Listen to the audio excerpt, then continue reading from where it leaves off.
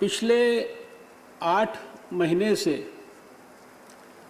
8 जनवरी 2020 से हमारी सरकार व्यक्तिगत तौर पर प्रधानमंत्री नरेंद्र मोदी जी, हम सरकार के बहुत सारे मंत्रालय, हम सब मिलकर इस कोविड के खिलाफ जंग में देश के सभी स्वास्थ्य मंत्री, स्वास्थ्य विभागों के साथ लड़ाई को लड़ रहे हैं। मैं बहुत ईमानदारी और बहुत निष्पक्षता से ये कहना चाहता हूँ कि पूरे 8 महीने के इस कार्यकाल में इस डिबेट को होने से पहले मुझे कभी इस बात का एहसास या अनुभूति नहीं हुई कि प्रधानमंत्री नरेंद्र मोदी जी के नेतृत्व में सारा देश, सारे मुख्यमंत्री, सारे स्वास्थ्य मंत्री, सारे अधिकारी और सारा समाज मिलकर इस कोविड की लड़ाई को लड़ रहा है। लेकिन इस डिबेट के अंदर बहुत सारे सदस्यों के बहुत सारे विचारों को सुनने के बाद मुझे लगा कि शायद ये राज्यसभा या लोकसभा का चैम्बर ही ऐसा है कि इसमें आकर हमारी जो राजनीतिक प्राथमिकताएं हैं वो शायद बहुत ज़्यादा गहरी हो जाती हैं और बाकी सारी चीज़ें हमको एहसास कम हो पाती हैं। मैं इस बात को बहुत विश्वास के साथ कह सकता हूँ, कृपया शांत रहें, कि सारे देश ने प्रधानमंत्री जी के साथ मिलकर, सभी सरकारों ने प्रधानमंत्री जी के साथ मिलकर, सभी मुख्यमंत्रियों ने प्रधानमंत्री जी के साथ मिलकर सारे देश में इस लड़ाई को पूरी ईमानदारी और कर्तव्यपरायणता के साथ लड़ा है। 7 जनवरी को विश्व स्वास्थ्य संगठन ने पहली बार इस सूचना को प्राप्त किया था चाइना के माध्यम से कि वहाँ पर एक पहली बार कोई नया कोरोना वायरस आया है जो कि निमोनिया जैसे केसेस करता है। और भारत में इस लड़ाई को हमने 24 घंटे से भी पहले 8 जनवरी को पहले ही अपने एक्सपर्ट ग्रुप्स की मीटिंग के माध्यम से शुरू किया। 17 जनवरी आते आते सारे देश की सारी सरकारों को सरकार के इस तरह के एपिडेमिक्स और पेंडेमिक्स के साथ लड़ने के पुराने अनुभव के आधार पर डिटेल्ड हेल्थ प्रिपेयर्डनेस के लिए, कम्युनिटी सर्वेलेंस के लिए, पॉइंट ऑफ एंट्री सर्वेलेंस के लिए सारी एक्टिविटीज़ को प्रारंभ करते हुए सारे देश को हमने पूरी तरह से सब प्रकार से सब तरह की एडवाइजरीज और सब तरह की डिटेल्स संभावित पहुंचा दी थी। उस समय तक भारत में कोई केस नहीं आया था। भारत के अंदर पहला केस 30 जनवरी को आया और 30 जनवरी को रिपोर्ट हुआ, जिसके लिए एक मेडिकल स्टूडेंट चाइना से 25 जनवरी के आसपास 23 जनवरी को चले थे। और भारत में हमारे national centre for disease control ने जिस प्रकार का कम्युनिटी सर्वेलेंस का पैरामीटर एस्टैब्लिश किया, उस पहले केस के लिए 162 कॉन्टैक्ट्स को ट्रेस किया गया। चाइना से कलकत्ता, कलकत्ता से बेंगलोर, बेंगलोर से कोची, कोची से आगे 2 ट्रेन बदलकर और फिर अपने घर तक, इसके बीच में 2 होटल्स, उसके बीच में टैक्सियां, उसके बीच में प्राइवेट कार, इन सब के अंदर और हवाई जहाज के अंदर होने वाले कॉन्टैक्ट्स, इस लेवल के कॉन्टैक्ट ट्रेसिंग से हमने अपने इतिहास को 30 जनवरी को शुरू किया था। और उस समय से लेकर और आज तक जिस प्रकार से चाहे वो पॉइंट ऑफ एंट्री हो, एयरपोर्ट्स हो, सी पोर्ट्स हो, चाहे वो हमारा लैंड का नेपाल का बॉर्डर हो, इन सब के ऊपर जिस प्रकार से लाखों लोगों को सर्वेलेंस किया गया, जिस प्रकार से 5000 गांवों के अंदर ग्राम सभाएं आयोजित की गई, जिस प्रकार से लगातार प्रधानमंत्री जी, कैबिनेट सेक्रेटरी और स्वास्थ्य विभाग के लोग सारे देश के साथ लगातार वीडियो कॉन्फ्रेंस के माध्यम से, और मैं ये रिकॉर्ड पे कहना चाहता हूँ, शायद लोगों को सुनने के अंदर ये अतिशयोक्ति लगेगी, इतिहास इस बात के लिए प्रधानमंत्री नरेंद्र मोदी जी को याद करेगा जिन्होंने शायद इतनी गहराई, इतनी सच्चाई, इतनी मेटिकुलस तरीके से, इतनी कंसिस्टेंसी के साथ लगातार 8 महीने में इस कोविड पेंडेमिक की छोटी से छोटी बात को स्वयं व्यक्तिगत मॉनिटर किया, पीछे बैठकर एडवाइस किया। एक भी निर्णय उन्होंने एक्सपर्ट से बात किए बगैर, देश के मुख्यमंत्रियों से बात किए बगैर, सारे देश का कंसेंसस बनाए बगैर नहीं लिया। यहाँ पर बहुत सारी चर्चा हुई है, बहुत सारी बातें लॉकडाउन के इर्द गिर्द की गई हैं, और कल आनंद शर्मा जी ने कहा कि लॉकडाउन से क्या फ़ायदा हुआ, ये भी अभी कुछ लोगों ने याद दिलाया। अच्छा किया कि लॉकडाउन तो जो है कई स्टेट गवर्नमेंट्स ने शुरू कर दिया था, लेकिन ये कहा गया कि लॉकडाउन के अंदर डाटाज दिए गए हैं कि ये रेंज दी गई है, इतने लोगों की, इतने केसेस की मृत्यु, और ये सारी चीज़ें कैसे, ये रेंज का क्या मतलब है। हमारे पास 5 जो एजेंसी, साइंटिफिक एजेंसीज हैं जिन्होंने अपने अपने स्तर पर इसके बारे में अध्ययन किया, वैज्ञानिक दृष्टि से किया, उन्होंने अलग अलग अपने डाटाज प्रस्तुत किए, और उन डाटाज के आधार पर जो है ये रेंज, जिसको हमने 14 से 29 लाख केसेस की बात की और 37,000 से 78,000 डेथ्स को अवॉइड करने की बात की, ये Boston consulting group, PHFI, S Ravi, M Kapoor, independent experts, और इसी प्रकार से एक ministry of statistics and programme implementation, 5 studies हुई जिनके अलग अलग डाटाज थे। उन डाटाज का हमने बेस बनाकर जो है इसके बारे में जो है किया।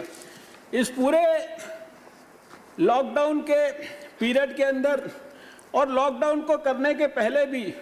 शायद मैं समझता हूँ दुनिया के अंदर कोई ऐसा उदाहरण नहीं होगा, इतना इनोवेटिव तरीका। प्रधानमंत्री जी ने देश के मन को देखा, देश की जो संकल्प को मजबूत करने के लिए, देश को आइडिया देने के लिए उन्होंने कहा नहीं कि लॉकडाउन 2 दिन के बाद होगा, लेकिन देश को 22 तारीख को जनता कर्फ्यू के माध्यम से आगाह किया और देखा कि सारा देश क्या इसके लिए मानसिक तौर पर तैयार है कि वो क्या घरों के अंदर रह सकता है। मैं समझता हूँ कि ये बहुत बड़ा ऐतिहासिक फैसला था, और इस ऐतिहासिक फैसले के कारण सारा देश कोविड के खिलाफ जो लड़ाई थी उसको लड़ना एक प्रकार से सीख गया। और फिर लगातार किस तरह से पहले ही दिन से सभी स्टेट गवर्नमेंट्स को सहायता करने की दृष्टि से, जहां एक तरफ प्रधानमंत्री जी ने हेल्थ मिनिस्ट्री के माध्यम से पैसे उपलब्ध कराए और कई हज़ार करोड़ रुपए हमने सारे स्टेट गवर्नमेंट्स को दिया, वहीं दूसरी तरफ होम मिनिस्ट्री ने जो है हमारे जो स्टेट डिज़ास्टर रिलीफ फंड का भी इस्तेमाल करने के लिए 11,000 करोड़ रुपया जो है सारे देश की सरकारों के लिए उपलब्ध कराया। वो समय याद करिए जब इस देश के अंदर हर टेलीविज़न चैनल पर लोग टेस्ट करते थे, PPE किट्स की शॉर्टेज की बात करते थे, N95 मास्क की बात करते थे, और लोग कहते थे कि इस देश के अंदर ना बेड्स की कैपेसिटी है, ना यहाँ पर वेंटिलेटर्स उपलब्ध हैं, ना यहाँ पर ऑक्सीजन है, और इसके कारण जो है पर्याप्त मात्रा में सब कुछ ना होने के कारण लोगों को कितनी तकलीफ होगी। लेकिन इस सारे पीरियड के अंदर इसी देश ने उस स्थिति से अपने आप को उस स्थिति में लाकर दिखाया कि एक लेबॉर्ट्री, ये कहने के लिए, सुनने के लिए तो सिंपल सी बात है कि एक लेबॉर्ट्री थी और उससे आज 1700 से ज़्यादा हो गई, लेकिन लॉकडाउन के पीरियड के अंदर ये 1700 की 1700 लेबॉर्ट्रीज को देश के अंदर सारी स्टेट गवर्नमेंट्स के सिस्टम्स के अंदर एस्टैब्लिश करने के लिए सब प्रकार की सुविधा, सब प्रकार के किट्स, सब प्रकार की मशीनें, इसको ICMR ने देश भर में उपलब्ध कराया। आज 3 किलोमीटर के दायरे के अंदर देश में कहीं पर भी चले जाएं, और आप सोचिए जब लॉकडाउन का पीरियड था, कोई हवाई जहाज नहीं चल रहे थे, कोई सामान को एक स्थान से दूसरे स्थान तक पहुंचाने की सुविधा नहीं थी, लेकिन उन परिस्थितियों के अंदर रीजनल डिपोज खोल के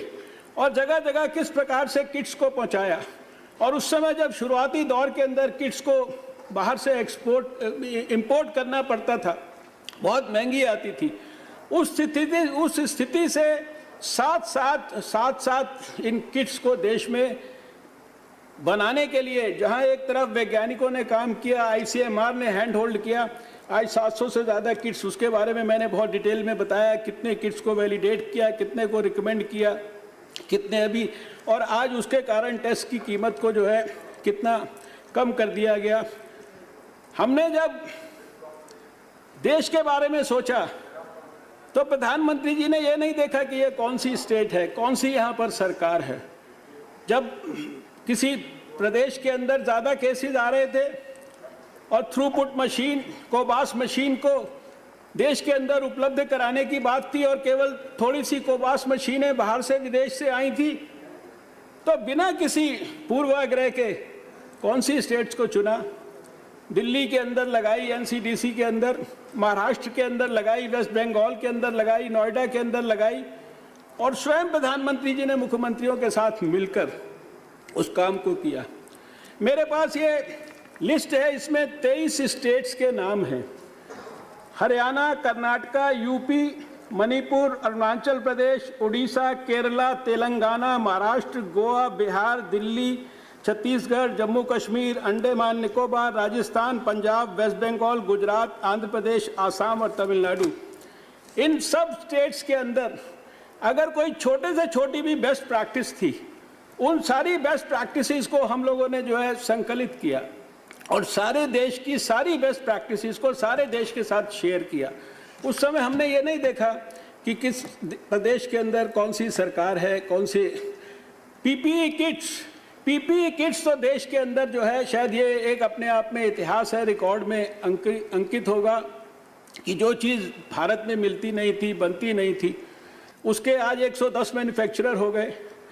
N95 मास्क के 10 बड़े मैन्युफैक्चरर हो गए, वेंटिलेटर्स के 25 मैन्युफैक्चरर हो गए, और 3-4 महीने के अंदर अंदर ये स्थिति देश के अंदर आ गई थी कि जब हम पीपीई किट्स स्टेट्स के पास भेजते थे तो बड़े बड़े स्टेट्स भी कहते थे सॉरी सर, अभी हमारे पास रखने के लिए जगह नहीं है, आप प्लीज़ इसको होल्ड कर लीजिए। यानी लगातार किसी भी परिस्थिति के अंदर कभी भी पूरी सरकार ने इस बात को ये नहीं सोचा कि हमें कहीं पर भी जो है किसी पूर्वाग्रह के साथ काम करना है। और इसलिए मुझे पहली बार आज ये महसूस हुआ कि ये सदन के अंदर जो लोग अलग अलग तरीके से बात कर रहे हैं, ऐसा क्यों कर रहे हैं। दिल्ली के अंदर अगर ज़्यादा लोगों को तकलीफ होने लगी तो स्वयं गृह मंत्री जी ने जो है अपने आगे आके किस प्रकार से जो है प्रधानमंत्री जी ने एक दिन मीटिंग में कहा गृह मंत्री जी को कि आप और स्वास्थ्य मंत्री जी मिलकर दिल्ली के लोगों को बुलाकर और दिल्ली को ठीक करने के काम में पूरा सहयोग करिए। कोई राजनीतिक दृष्टि से हमने काम नहीं किया, हमारा वो कर्तव्य था, हमारा वो धर्म था। और जो 5000 टेस्ट होते थे वो 22,000 तक टेस्ट पहुंच गए। जिन जिन स्टेट्स के अंदर जिस प्रकार की जो किसी भी प्रकार की कमियां किसी के ध्यान में आती थी, आप याद करिए कि जब ये परिस्थिति शुरू हुई थी, कोविड एक नया वायरस था, इस वायरस के बारे में किसी को ज्ञान नहीं था, दुनिया भी अनुभव से सीख रही थी, अमेरिका के जैसे बड़े देश भी सीख रहे थे। ऐसे परिस्थितियों के अंदर हम लोगों ने फरवरी मार्च के महीने में लाखों की तादाद में कैपेसिटी बिल्डिंग की, और वो खाली कैपेसिटी बिल्डिंग अपने डॉक्टर्स की, नर्सिस की नहीं, कितने सारे दूसरे लोग थे, कोई एयरपोर्ट पे काम करने वाले लोग थे, कोई पैरामिलिट्री के लोग थे, कोई जो है बाहर से जिन लोगों को लेके आया गया उनकी रक्षा करने वाले लोग थे। तरह तरह के लोगों की लगातार उस प्रकार से किस तरीके से जो है कैपेसिटी बिल्डिंग की गई। और सारे इस प्रक्रिया के अंदर पूरे 8-9 महीने के कार्यकाल में मैं नहीं समझता कि जो भी लोग कोविड के साथ इस जंग के अंदर लगे हैं वो कोई भी जो है 1 मिनट के लिए भी जो है आराम से बैठे होंगे। और आज अभी यहाँ पर माइग्रेंट वर्कर्स के बारे में भी बहुत चर्चा हुई है। इसमें कोई दो मत नहीं कि माइग्रेंट वर्कर्स को कुछ समय के लिए तकलीफ हुई, लेकिन जिस प्रकार से होम मिनिस्ट्री ने समय समय पर लगातार पहले लॉकडाउन के 4 चरण और बाद में अब अनलॉक के 4 चरण, और इसके बीच में जो लोगों को तकलीफ़ें आ सकती थी, उनका एम्प्लॉयमेंट को बचाने के लिए जो एसेंशियल चीज़ें हैं उनकी आवाजाही सब जगह पर किस प्रकार से स्मूथली चल सकती है। क्या आप सोच सकते हैं कि इस कोविड के दौरान भी, कोविड के इतने बड़े खतरे को साथ लेकर जब चल रहे थे लोग, उस परिस्थिति में भी 64 लाख जो है हमारे माइग्रेंट वर्कर्स को ट्रेन्स के माध्यम से, हमारे रेल मंत्रालय ने बसों के माध्यम से जो है अपने अपने स्टेट्स के अंदर भेजा। प्लीज। आज कल यहाँ पर बात की थी आनंद शर्मा जी ने, सिर्फ उनको मैं बताना चाहता हूँ, उन्होंने बीसीजी के बारे में, क्योंकि कुछ लोगों का इन चीज़ों के बारे में भी बहुत इंटरेस्ट रहता है,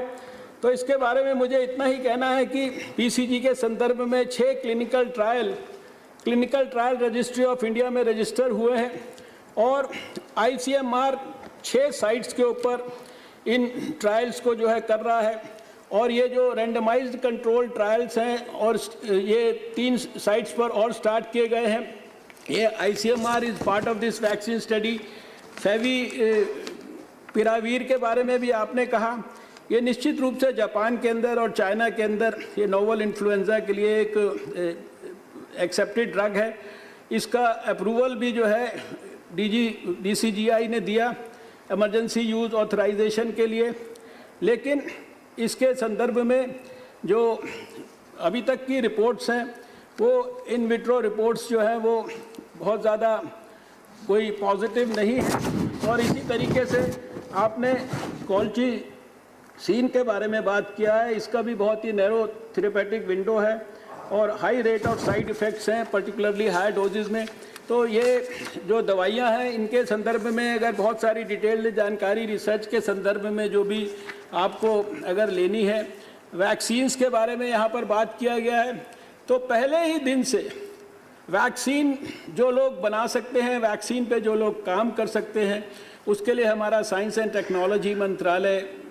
और उसके लिए हमारा जो आईसीएमआर है, उसके लिए ड्रग कंपनीज सब मिलकर और उसके लिए सारे स्टार्टअप्स को सपोर्ट देते हुए, और इस विषय को भी प्रधानमंत्री जी स्वयं व्यक्तिगत तौर पर मॉनिटर कर रहे हैं। आज भी जो है हमारी स्थिति यह है कि जो वैक्सीन्स आने वाले समय में आ सकती हैं, किस समय आ सकती हैं, देश में किसको देना है, उसके लिए हाई लेवल पर एक्सपर्ट ग्रुप्स सब प्रकार की चर्चा करके 10 स्टेप की आगे की तैयारी सोचकर हर चीज़ जो है विस्तार के साथ प्लान हो रही है। सारे देश के अंदर करीब जहाँ पर भी तकलीफ हुई इस 8 महीने के अंदर, कम से कम 25 स्टेट्स के अंदर जहाँ जिस तरह की भी तकलीफ थी उसके हिसाब से जॉइंट सेक्रेटरी इस लेवल के ऑफिसर्स की अध्यक्षता के अंदर हमारी टीम्स ने जाकर पूरे देश की हैंड होल्डिंग की। और शायद कोई ऐसा विषय नहीं है, अभी समय की मर्यादा है, मैं नहीं जानता कि मुझे आप कितनी देर बात करने का मौका देंगे, लेकिन मैं इतना ज़रूर कहना चाहता हूँ कि जितने भी प्रश्न अभी गुलाम नबी आज़ाद साहब ने बहुत सारे सुझाव दिए थे उसके बारे में, ये सारी की सारी जो आने वाले भविष्य के लिए कैपेसिटी बिल्डिंग की बात की गई है, ये सारे हमारे आत्मनिर्भर। सर, वैक्सीन के संदर्भ में मैंने ये बताया कि वैक्सीन के लिए जैसे दुनिया भर में प्रयास हो रहे हैं वैसे ही उतने ही प्रभावी प्रयास भारत में हो रहे हैं। और भारत में हमारे जो कैंडिडेट वैक्सीन हैं उसमें 3 लगभग ऐसे हैं जो फेज़ 1, फेज़ 2 और फेज़ 3 के अंदर पहुंच गए हैं। प्रधानमंत्री जी के मार्गदर्शन में एक एक्सपर्ट ग्रुप इस सारे विषय को भी बहुत गहराई से अध्ययन कर रहा है। एडवांस्ड इसके संदर्भ में प्लानिंग है। हमारे को उम्मीद है कि अगले साल के शुरुआत के अंदर हमें भारत के अंदर वैक्सीन उपलब्ध हो जानी चाहिए। इस संदर्भ में विश्व स्वास्थ्य संगठन से और दुनिया के अंदर भी जो जॉइंट प्रयास हो रहा है उसके साथ भी हम सबका कोऑर्डिनेशन है और आने वाले समय में जैसे ही वैक्सीन उपलब्ध होगी तो कोविड के खिलाफ जो हमारी जंग है उसको निश्चित रूप से हमें और ज़्यादा मजबूती मिलेगी। साइंस के अंदर हमारे जो वैज्ञानिक हैं वो हर तरीके से वायरस के ऊपर, हम दुनिया के अंदर 4-5 उन देशों में से हैं जिन्होंने वायरस को आइसोलेट किया है। हमारे बायोटेक्नोलॉजी और CSIR के अंदर जो है 1000 से ज़्यादा जो है वायरसेस के ऊपर जो है उनका जो जीनोम सीक्वेंसिंग हो चुका है। वायरस की जो स्टडी इतने विस्तार से हो रही है, कल मैंने उसमें स्टेटमेंट में भी कहा था कि 40,000 से ज़्यादा वायरस के सैंपल्स को बायो रिपोजिटरी के रूप में जो है उनको संभाल कर रखा गया है, जिनके ऊपर अध्ययन की प्रक्रिया चल रही है। और मैं शायद चर्चा कर रहा था कि भारत में इतनी विषम परिस्थितियों में भी जब इतना ज़्यादा कोई लॉकडाउन की परिस्थिति थी, इकॉनमी के ऊपर भी जो है बहुत सारी तकलीफ़ें थी, लोगों को भी बहुत सारी परेशानियां हो रही थी, लेकिन इस सब के बावजूद भी पूरी मजबूती के साथ प्रधानमंत्री जी ने शुरुआती दौर के अंदर ही स्वास्थ्य के लिए भी 15,000 करोड़ का पैकेज, फिर गरीबों के कल्याण के लिए 1,70,000 करोड़ का पैकेज और उसके बाद फिर आत्मनिर्भर भारत के लिए भी 20 लाख करोड़ का पैकेज ये। और इसी के संदर्भ में मैं योजनाओं की जिक्र कर रहा था कि प्रधानमंत्री गरीब कल्याण अन्न योजना में 80 करोड़ लोगों को जो बेनिफिट दिया गया 46,000 करोड़ रुपए का। प्रधानमंत्री गरीब कल्याण अन्न योजना में करीब 19.4 करोड़ हाउस होल्ड्स को 1 किलोग्राम 3 महीने का जो बेनिफिट दिया गया 5,000 करोड़ रुपए का। टारगेट बेनिफिशरीज जो उज्ज्वला बेनिफिशरीज जो थे उसके अंदर करीब 8,80,0246 करोड़ ये फ्री गैस सिलेंडर्स जो दिए गए, इस पे 13,500 करोड़ रुपए खर्चा किया गया। इसी तरह सीनियर सिटीजन्स, एजिड विडोज और दिव्यांग लोगों को जो टारगेट बेनिफिशरीज इसके थे 2.98 करोड़, इनको करीब 3,000 करोड़ रुपए के बेनिफिट्स दिए गए। फार्मर्स को जिसके टारगेट बेनिफिशरीज 8 करोड़ हैं उनको 16,000 करोड़ रुपए का बेनिफिट दिया गया। और जो वुमेन PMJDY अकाउंट होल्डर्स थी जिनके खाते में 500 रुपये डाला गया लगातार 3 महीने तक, इस ऐसे भी 20 करोड़ से ज़्यादा बेनिफिशरीज को 31,000 करोड़ रुपए का लाभ दिया गया। ये EPF कंट्रीब्यूशन जो 24% of monthly salary for workers earning less than 15,000 per month को भी 3 महीने तक, इसके भी 78 लाख से ज़्यादा बेनिफिशरीज थे, 4,860 करोड़ रुपया दिया गया। ऑर्गेनाइज्ड सेक्टर के अंदर विड्रॉल फ्रॉम EPF, इसके टारगेट बेनिफिशरीज भी 5 करोड़ थे, इसको भी 5,000 करोड़ रुपए का इन सबको मिलकर बेनिफिट दिया गया। और जो हेल्थ वर्कर्स के लिए जो इंश्योरेंस स्कीम बनाई, जिसके लिए बहुत सारे लोगों ने कहा कि उनकी स्टेट्स में ऐसा हुआ, ये इंश्योरेंस स्कीम को भारत सरकार ने बनाया। भारत सरकार ने सारे देश के जो वर्कर्स के लिए जो है उसके लिए पैसा उपलब्ध कराया, लगभग 200 करोड़ रुपया। और इसी तरह से मनरेगा में वेज इंक्रीज जो किया गया 20 रुपये, उसके भी 13 करोड़ से ज़्यादा जो है बेनिफिशरीज थे। इन सब चीज़ों का उल्लेख कोई हम अपना डिटेल में इसका कोई सरकार ने क्या किया वो हमारा कर्तव्य था, लेकिन इस बात को मैं एम्फसाइज करना चाहता हूँ कि इतनी विषम परिस्थितियों में भी 8 महीने में लगातार किसी समय पर भी देश के एक भी व्यक्ति को किस प्रकार का दुख हो सकता है, दुख हो रहा है, किस प्रकार की उसको सहायता की ज़रूरत है, उस सारी सहायता को करने के लिए सब प्रकार की विषम से विषम परिस्थिति में भी प्रधानमंत्री जी ने स्कीम भी बनाई, स्कीम को इम्प्लीमेंट भी कराया। और हम लोगों ने सारे देश की सारी सरकारों को लगातार खाली पैसा देकर ही जो है संतुष्टि नहीं प्राप्त की, लगातार दिन रात लगातार 8 महीने देश के स्वास्थ्य मंत्री जानते हैं, उनके साथ चाहे वीडियो कॉन्फ्रेंसिंग हो, चाहे उनसे टेलीफोन पे बात हो, आए दिन हम लोग यही करते रहे। सारे देश भर की मॉनिटरिंग हर तरीके से भारत सरकार ने की और उसी का आज ये परिणाम है कि सारे देश में पूरी दुनिया के मुकाबले हमारे केसेस पर मिलियन की बात आती है, केसेस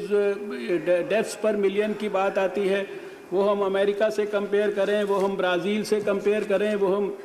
किसी से भी कंपेयर करें, हमारे यूएस और ब्राज़ील के मुकाबले जो केसेस हैं यूएस और ब्राज़ील के वो 5 से 6 टाइम जो है हमसे है। और इसी तरह से ब्राज़ील और स्पेन की डेथ्स 11 टाइम ज़्यादा हैं। और भी भारत में रिकवरी रेट आप जानते हैं कि हमारा 78-79% के करीब हो गया है और हमारा मोर्टालिटी रेट दुनिया में सबसे कम है 1.64%। लगातार हम पहले दिन से प्रयास कर रहे हैं कि अर्लीस्ट हम डायग्नोसिस करें, अर्लीस्ट हम ढूंढें पेशेंट को और उसको तुरंत टेस्ट करें, टेस्ट करने के बाद आइसोलेट करें। आइसोलेट करने के लिए चाहे उसका घर हो, चाहे उसके लिए कोविड केयर सेंटर हो, चाहे उसके लिए कोविड का हेल्थ फैसिलिटी हो, हॉस्पिटल हो, और कोशिश किया जाए कि किसी भी कीमत पर उसको मृत्यु का शिकार ना होने दिया जाए। और इसी के कारण हम देख रहे हैं कि हमारी दुनिया में सबसे कम मोर्टालिटी रेट है और अभी हमारा लक्ष्य है कि हम इस मोर्टालिटी रेट को 1% से भी जो है कम पर ले जाना चाहते हैं। हमारे कहने के लिए 50 लाख केसेस हैं, लेकिन सर अभी इसमें 20% ही केवल, यानी 10 लाख से कम ही जो है एक्टिव केसेस हैं। और मैं आपको इस सदन को स्मरण कराना चाहता हूँ, विदेश से बहुत बड़े बड़े एक्सपर्ट्स आए थे इस लड़ाई के शुरुआती दौर के अंदर, जिनके पास बहुत नॉलेज थी, बहुत अनुभव था, बहुत बड़े बड़े मैथमेटिकल मॉडल्स थे, बहुत बड़े बड़े प्रतिष्ठित यूनिवर्सिटियों को वो नेतृत्व करते थे और उनके पास भारत के अंदर जन्म लेने के कारण भारत के बारे में भी बहुत सारा अनुभव था। लेकिन उन्होंने बड़े बड़े टेलीविजन चैनल्स पर कहा था कि माननीय मंत्री जी कंक्लूड करें कृपया। जुलाई अगस्त का जब महीना आएगा तो भारत में 300 मिलियन केसेस होंगे सर, 300 मिलियन। माननीय मंत्री जी मेरी आवाज आप तक पहुंच रही, कृपया कंक्लूड करें। मैं सुन रहा हूं सर, और कंक्लूड भी करने के लिए आपने आदेश किया, मैं कंक्लूड करता हूं सर। मैं सिर्फ ये स्मरण कराना चाहता हूं कि इस समय तक 300 मिलियन केसेस की बात की गई थी, 5-6 मिलियन डेथ्स की बात की गई थी और 135 करोड़ के देश के अंदर आज हम 11 लाख तक टेस्ट कर रहे हैं। हमसे ज़्यादा पूरे जो टोटल टेस्ट हैं 5 करोड़ से ज़्यादा केवल अमेरिका ने किए और अमेरिका को भी हम थोड़े दिन के अंदर जो है टेस्ट के मामले में पीछे छोड़ देंगे। ये सारा कुछ जो है संभव इसलिए हुआ है कि सारे देश ने इसको मिलकर प्रधानमंत्री मोदी जी के नेतृत्व में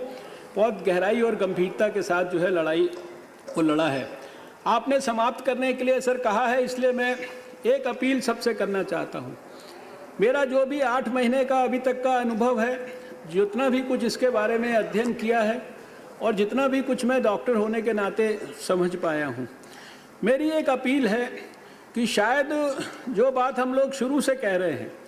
कि वैक्सीन जब आएगी और वैक्सीन भी जब आएगी तो वो कोई जादू की तरह 1 मिनट में जो है सारे 135 करोड़ लोगों को लगाकर इम्यूनिटी नहीं दे पाएगी। उसके अंदर भी समय लगेगा, उतनी वैक्सीन उपलब्ध होने में भी समय लगेगा, उतने समय का सारा देश इंतज़ार नहीं कर सकता। इस बीमारी से बचने के लिए वायरस केवल क्योंकि ह्यूमन शरीर के अंदर ही जीवित रहता है और एक बार हमारे शरीर में प्रवेश करके दूसरे के शरीर में वो जाने की जब प्रयास करता है, क्योंकि थोड़े दिन के बाद एक शरीर के अंदर वो डेड हो जाता है, दूसरे शरीर में जब तक वो लाइव है, जब वो जाता है, उस चेन ऑफ ट्रांसमिशन को हमको कट करना है। और उस चेन ऑफ ट्रांसमिशन को कट करने के लिए जो सबसे महत्वपूर्ण है, जिसके बारे में मुझे बहुत खुशी है कि इस सदन के अंदर भी इसके लिए आग्रह भी किया जा रहा है कि ये जो मास्क है ये शायद हमारी सबसे बड़ा हमारा रक्षक है। और इस मास्क के बारे में जितना ज़्यादा हम हमारे क्षेत्र में हमारे पार्लियामेंट मेंबर्स लोगों को, क्योंकि जब से अनलॉक हुआ है